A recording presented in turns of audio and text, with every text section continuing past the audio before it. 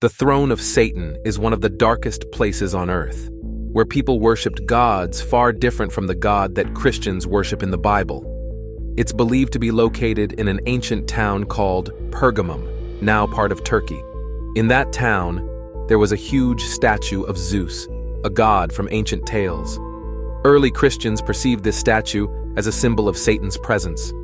Join us as we explore why Satan is believed to have an eternal throne here on earth. Chapter 1. The Last Revelation. The concept of the throne of Satan is deeply entrenched in biblical theology, specifically within the context of the book of Revelation. This term appears notably in Revelation 2, verse 12 to 17, where Christ addresses the city of Pergamum. He mentions that Pergamum is the location where Satan's throne is, highlighting the city's significance in the spiritual battle between good and evil. This article aims to explore this concept's theological and historical dimensions, offering insights into its significance within the broader scope of biblical teachings. Pergamum, now modern-day Bergama in Turkey, was an influential city in the Roman Empire, known for its majestic temples, including one dedicated to Zeus, considered by many scholars as the physical representation of Satan's throne. This association is partly because the altar's grandeur and the religious practices it represented conflicted with Christian and Jewish monotheism. The city was a center for the imperial cult, where emperors and the goddess Roma were worshipped, alongside a grand temple to Zeus, which was adorned with a battle between gods and giants, symbolizing a cosmic struggle between order and chaos. The Great Altar of Pergamum is particularly highlighted as a candidate for the throne of Satan due to its imposing location and religious significance. Ancient cultures, including the Israelites and their neighbors, often associated divine thrones with mountains, and Pergamum's Acropolis provided a commanding view that could symbolize a seat of power, akin to other divine thrones situated on high places like Mount Zion for Yahweh or Mount Olympus for Zeus. The narrative of Revelation paints a vivid picture of a spiritual battleground, where Satan's influence is manifested through the Roman Empire's power and its imperial cult, suggesting that those who ruled Pergamum were under Satan's sway, thereby making the city a focal point of conflict between Christian fidelity and pagan worship. The martyrdom of Antipas, mentioned in the same passage, serves as a testament to the city's hostile environment towards Christians. He is celebrated as a faithful witness who was executed for refusing to renounce his faith amidst pagan practices, further cementing Pergamum's reputation as a place where Satan dwells. This historical context underscores the challenges faced by early Christians in maintaining their faith and identity in a world that often demanded conformity to pagan rites and emperor worship. Moreover, the teachings of Balaam and the Nicolaitans, also mentioned in the Revelation passage, illustrate the temptations and moral compromises that threatened the integrity of the Christian community in Pergamum. These references to Old Testament figures and their associated sins serve as a warning against idolatry and sexual immorality, which were prevalent in Pergamum and symbolized by its temples and cults. The passage from Revelation 2, verse 12 to 17, addressed to the church in Pergamum, is rich in symbolism and reflects the challenges faced by early Christians.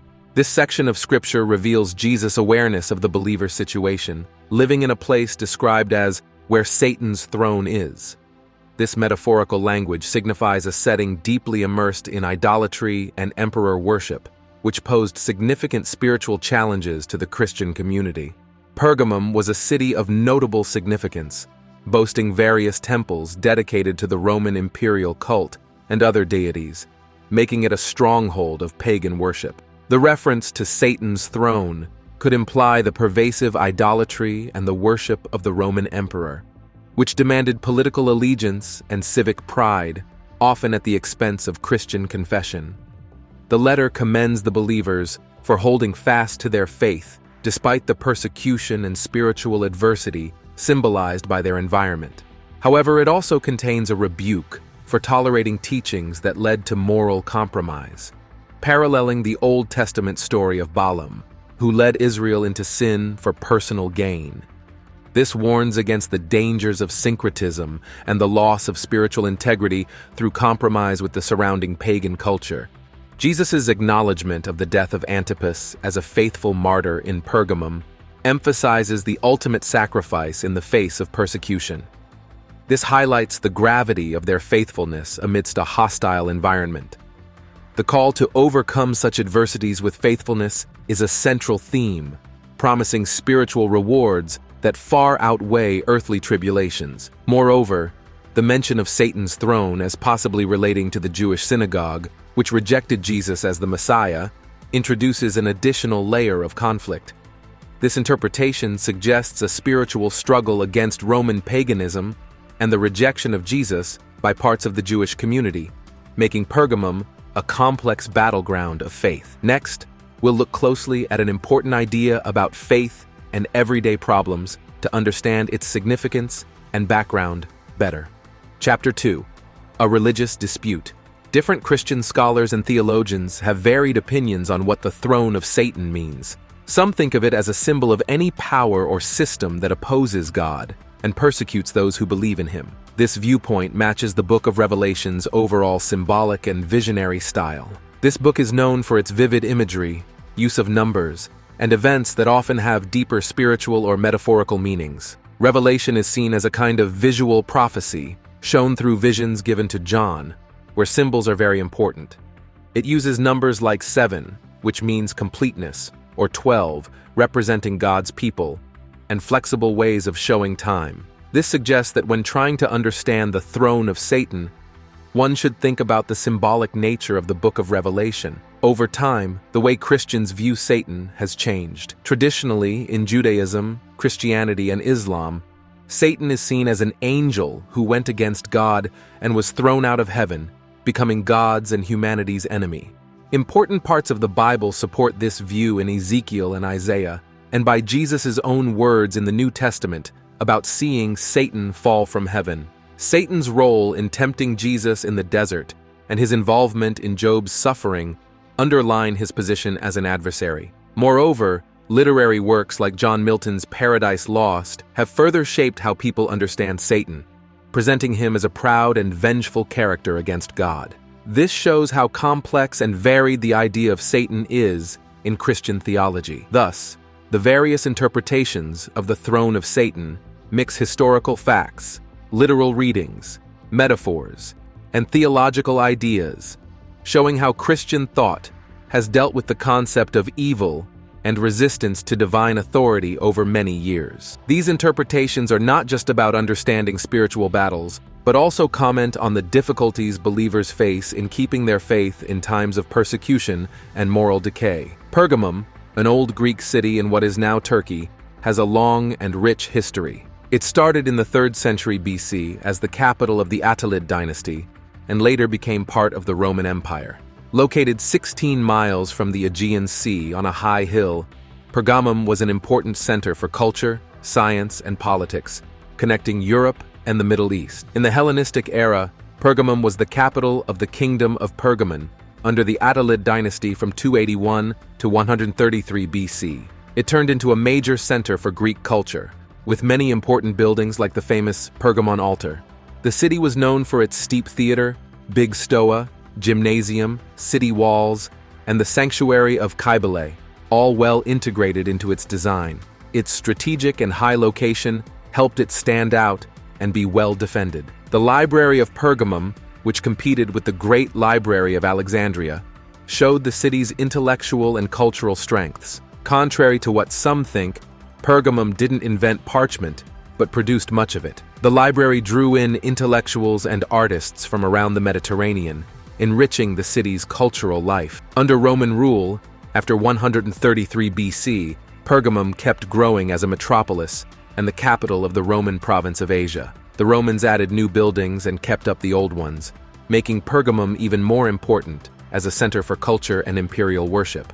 Notable Roman additions include the Asclepian Sanctuary, a famous healing center, a big aqueduct, the Trajan Temple, and one of the largest Roman amphitheaters. The city's importance shifted in the Byzantine period, going from a major Hellenistic and Roman hub to a medium-sized town, as trade routes and political centers moved. Still, Pergamum kept its cultural religious significance, as seen in its role as one of the 7 churches of Asia. During the Ottoman period, new buildings like mosques, baths, and bridges were added, further enriching Pergamum's historical layers. Its complex cultural landscape, showing the mix of different periods and cultures through ongoing habitation, was recognized by UNESCO as a World Heritage Site in 2014. Moving from spiritual conflicts to the real ruins of Pergamum, we explore its rich history, where every ruin tells a story of good versus evil. Chapter 3: The Evil One. Many Christian experts and people who study religion have spent a lot of time discussing what it means for Satan to be around and what his throne really means. In the Christian Bible, particularly in the New Testament, Satan is shown as a very evil character. He is the enemy who tests the belief and goodness of people who follow God. This is especially clear in stories like the one about Job. In this story, Satan tests Job's faith, but he can only do this because God allows it. The discussions about Satan in Christianity also include what kind of being Satan is and what his demons do. They are seen as key players in the big fight between good and evil. Satan has many names, like the devil, the evil one, and Lucifer. He is all about going against what God wants and tries to trick people and lead them in the wrong direction. However, even though Satan is powerful, he is still under God's control. Christians believe that they can fight off Satan's temptations and stay strong in their faith by believing in Christ. When Christians talk about evil and Satan, they often discuss the ongoing battle between light and darkness. Satan's rebellion against God and his attempt to take over God's power show a big conflict that is central to Christian beliefs about the end of the world. This conflict isn't just a story or symbol, it's seen as a real part of a Christian's spiritual life. Christians are told to always be on the lookout for Satan's tricks. Thinking about Satan's throne in Christianity helps people think more deeply about spiritual battles, the reality of being tempted to do wrong, and the hope that Jesus Christ brings. It strengthens the belief that good will eventually win over evil, and that it's important to live in a way that follows God's plans and fights against evil forces. The idea of Satan's throne has had a big impact on Christian culture and traditions, showing up in art, books, and common conversations over many years. How Satan is seen has changed a lot, reflecting how people's views on evil, spiritual power, and conflict have evolved. In Christian art, Satan has been shown in many ways, from scary and monstrous to more realistic and complex. Early Christian art often showed Satan as a defeated being, a symbol of temptation and sin, sometimes with things like chains or demons to show he causes suffering. During the Renaissance, artists like Botticelli and Michelangelo started showing Satan in grand and mysterious ways. This matched the thinking and art styles of the time. They made Satan and hell part of bigger stories about religion and culture. Books have also been important in shaping how people see Satan and the idea of hell. Dante's Divine Comedy has one of the most famous images of Satan as a huge, scary monster stuck in ice, showing that he is far away from heaven and under God's control. Milton's Paradise Lost shows Lucifer as a charming rebel. This has influenced how modern people think of Satan as someone who fights for freedom and goes against God. Goethe's Faust introduces Mephistopheles, a clever and cynical demon who has a complex relationship with people, leading to surprising results. Satan has been shown in many different ways in art, movies, and books. He often stands for things like rebellion, freedom, and human nature. This shows how ideas about evil, free will, and being saved or condemned in Christianity have changed over time. The way Satan and his throne are depicted is not just about spiritual battles. It also acts as a symbol for the personal challenges and moral decisions that individuals and societies have to make. In movies, we've seen different actors bring Satan to life. For example, Elizabeth Hurley played a humorous version of Satan in Bedazzled, where she tricks the main character with wishes that have hidden downsides. Alan Cumming lent his voice to Satan in God, the Devil, and Bob, where Satan tries to convince God to destroy the world. In Futurama, Dan Castellaneta voices the robot devil, a character who punishes robots for their wrongdoings. In the world of art, artists have used their brushes to give us unique images of Satan and hell. In his work, Dul Griet, Peter Bruegel the Elder shows a woman leading a group of female soldiers into hell, a scene different from the usual depictions of the underworld. John Martin's painting, Pandemonium, based on John Milton's Paradise Lost, presents a dramatic and realistic vision of hell as Satan's capital. Another artist, Jan van Eyck, in his Crucifixion and Last Judgment diptych, combines images of heaven, earth, and hell in one piece, showcasing the full spectrum of the spiritual realm. William Blake's The Punishment of the Thieves, from his illustrations for Dante's Divine Comedy, depicts a terrifying scene of suffering in hell, with monstrous serpents torturing the damned. In literature, Satan has been a central character in many influential works. John Milton's Paradise Lost is one of the most significant, portraying Satan as a complex and somewhat tragic figure. Dante Alighieri's Divine Comedy, especially in the Inferno section, shows Satan in the deepest part of hell, frozen and imposing. In Goethe's Faust, the character Mephistopheles represents Satan in a story full of moral and philosophical depth. Satan's ongoing appeal in various forms of media shows how important he is for understanding Christian beliefs, ethics, and the human mind. It shows how tradition and new ideas come together in expressing spiritual and moral truths in Christianity and beyond. In Judaism, the idea of Satan is very different from how he is seen in Christianity and Islam. In Hebrew, Satan means opponent or adversary. He is often thought of as the part of us that wants to do wrong or the things that stop us from following God's will. Sometimes he is seen as a kind of prosecutor in heaven, like in the story of Job from the Bible. In this story, Satan challenges God to test Job's loyalty. This shows a key Jewish belief. Satan works under God's rules, not outside them, and his role is to test how faithful people are. After Pergamum's tales, we shift to see how different views explain Satan's power, showing the many sides of faith and right against wrong. Chapter 4. The Talmud Paradigm.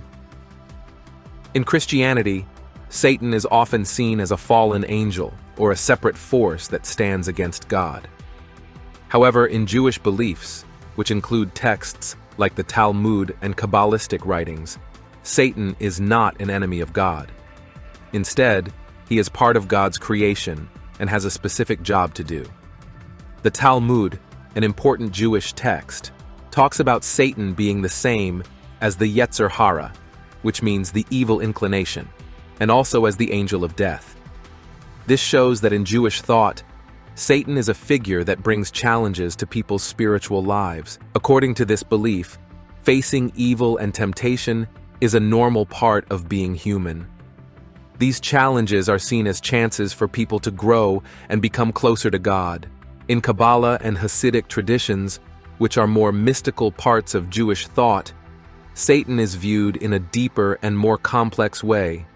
These traditions explain that Satan, known as Samael in Kabbalah, leads a whole world of evil beings.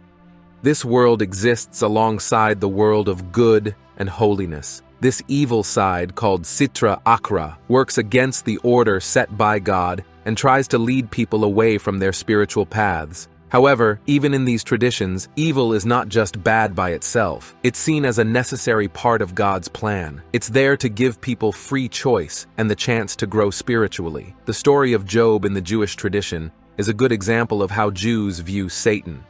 Job stays faithful to God even when he faces a lot of suffering and loss, which Satan causes with God's permission. This story shows the strength of human faith and the ability to stay true to one's beliefs even in hard times. It's different from some Christian interpretations.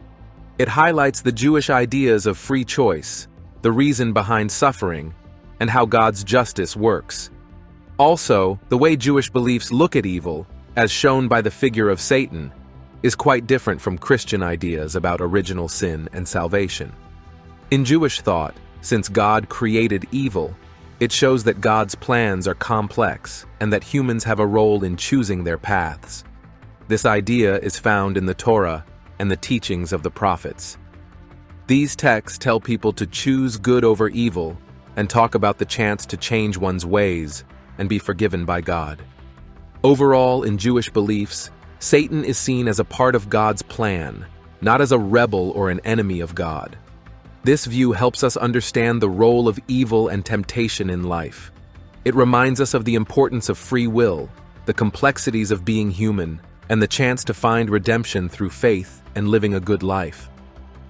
There are many ways to interpret the throne of Satan mentioned in the book of Revelation. This concept is tied to the ancient city of Pergamum, now called Pergamum, in Turkey. Revelation says that this city is where Satan's throne is. Pergamum was an important religious and cultural center in the Roman Empire. It was famous for its temples, especially the one dedicated to the Roman imperial cult. One of the most famous structures in Pergamum was the altar to Zeus. It was a grand and impressive altar with carvings showing gods fighting giants. Some people think this altar might be what the book of Revelation refers to as Satan's throne, because of its big size and the religious activities that happened around it. Pergamum was also known for its healing center called Asclepion and its big library, which was second only to the library in Alexandria. These features show how important Pergamum was as a place of knowledge and healing. The idea that Satan's throne was in Pergamum can be seen as a way for early Christians to talk about their problems with idol worship and the worship of other gods. They might have seen the throne as a symbol of everything that stood against God's kingdom. For example, the Roman imperial cult required people to worship the emperor, which went against the Christian belief in Jesus as Lord. This conflict is symbolized by Pergamum's loyalty to Rome and the emperor, which Revelation describes as being ruled by Satan. Scholars also look at what this symbolism might mean in terms of politics and society. The throne of Satan could represent how early Christians were against Roman rule and idol worship. It shows the spiritual conflict between Christians and the popular pagan cults of that time. The story of Antipas, who is mentioned in Revelation as dying, where Satan dwells, highlights how serious this conflict was, even leading to death. Looking at the throne of Satan in a broader way, it brings up big questions about God's power, the fight between good and evil, and God's final victory. It makes us think about what authority, worship, and resistance mean when faced with unfair systems. So, when people debate the throne of Satan, they're talking about a lot of different things: history, theology, and spiritual meaning. This shows how rich and complex the Bible is in understanding faith, culture, and the power struggles throughout history. These debates about the throne of Satan cover many different views, from historical backgrounds and interpretations of the Bible to theological arguments. This idea is a key part of Christian theology and the Bible, and it helps us understand the fight between good and evil, God's justice, and human choice in a spiritual context. Continuing from different views on Satan, we look at how this idea affects bigger questions about what's good and evil, and our place in it. Chapter 5. The Throne Room. In the New Testament, specifically in the book of Revelation, Pergamum is referred to as the place where Satan's throne is. Pergamum was known for its several temples dedicated to the Roman imperial cult, boasting significant structures like the altar of Zeus, which many suggest might be what Revelation refers to as the throne of Satan. This city symbolized Roman imperial authority and rule, considered by some as embodying the essence of Satan's presence, due to its idolatrous practices and persecution of Christians. Notably, the martyrdom of Antipas in Pergamum is highlighted in Revelation as a testament to the city's significant opposition to Christian beliefs. The concept of the throne of Satan thus serves as a metaphor for places or systems of power that stand in opposition to God's will and persecute those who uphold faith in Christ. In religious writings, the way Satan is depicted has evolved over time, changing from a simple opponent to the very symbol of all that is evil. This shift reflects how people's views and religious beliefs have evolved over many years. In the early texts of the Hebrew Bible, the word Satan wasn't used to name a specific being. Instead, it was a general term meaning one who accuses or an opponent. It was commonly used to talk about people who were enemies in a human sense. During this period, the character of Satan isn't the frightening figure we see in later Christian teachings. Rather, Satan is more like a tool under God's control, used to test and challenge the faith and goodness of humans. One of the oldest stories in the Old Testament, the Book of Job, introduces Satan as part of God's heavenly group. In this story, Satan wanders the earth and then comes back to heaven. There, he suggests to God that Job, a very religious and good man, is only devoted to God because he has a good life. In this tale, Satan's role is to act as someone who points fingers and accuses, a job that God allows. The purpose is to put Job's faith to the test by making him suffer. In this story, Satan isn't seen as a direct enemy of God. Instead, he's a character who, with God's permission, puts people's loyalty to the test. This early version of Satan shows a character who is more complex than just being evil. Satan's role is to challenge and examine people's faith, acting under God's command. This is quite different from the later Christian view of Satan as the ultimate evil being. As time went on, the character of Satan began to change in religious stories. He started to be seen not just as an adversary or a tester of faith, but as the personification of evil itself. This change happened as religious beliefs and the understanding of good and evil evolved over the centuries. This evolution of Satan's character reflects a deeper understanding of good and evil in religious thought. Initially, Satan was a part of God's plan, testing people's faith. However, over time, as the concept of evil became more defined in religious teachings, Satan transformed into the embodiment of all that is bad and wicked. In the Bible, specifically in Zechariah's vision, we see Satan acting like a prosecutor in heaven's court. He's there to point fingers at Joshua, the high priest. Joshua is wearing dirty clothes, which symbolize the wrongdoings of Judah's people. In this scene, Satan isn't just causing trouble. He's more like a lawyer working with God's sense of right and wrong, not against it. However, when we look at the New Testament, the image of Satan changes a lot. He's not just someone who argues or accuses anymore. Now, Satan is the very picture of evil, fighting against God and leading people down the wrong path. This change shows how the Jewish and early Christian groups' ideas and cultures differed. In the New Testament, Satan tries to trick and tempt people into not following God's rules. He uses things like money, fun, and power as bait. He also mixes up what's good and bad to trick people. This is different from the Old Testament, where Satan's job was more about testing people's faith according to God's plan, not dragging them into wrongdoing. Also, the New Testament gives Satan many different names and titles, showing how important and powerful he's become. He's called the devil, Lucifer, and other names. Each name shows a different part of his evil personality. They tell us about his control over the world's temptations and how he stands against God's power. The way Satan is shown in the Bible, changing from the Old Testament to the New Testament, is a big part of the story in religious writings.